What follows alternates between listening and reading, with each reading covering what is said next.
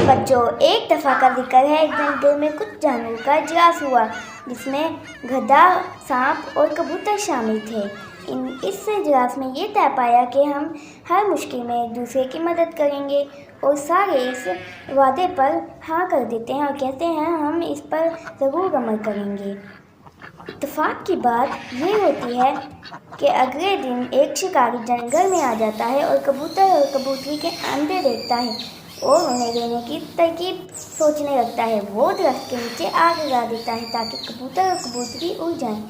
जब कबूतर कबूतरी आग के शोले देखते हैं तो वो सोचते हैं कि हम जाएंगे दरिया की तरफ और वहाँ से पानी लाकर आग बुझा देंगे। और ये सोचने के बाद वो दोनों वहाँ से चले जाते हैं और अपनी चूंचों में पानी लेकर आग बुझाने लग जाते हैं। लेकिन आग लम्हा बेलम्हा बढ़ती जाती है।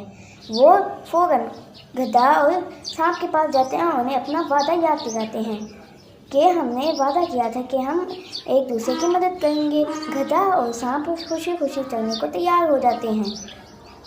गधा कुछ और चिड़ियों को अपने साथ मिलाता है और कहता है कि दरिया से पानी लाओ। सारी दरिया से पानी लेने चली जाती हैं और वापस आकर अपनी चोंचों से आग बुझाने लग जाती हैं।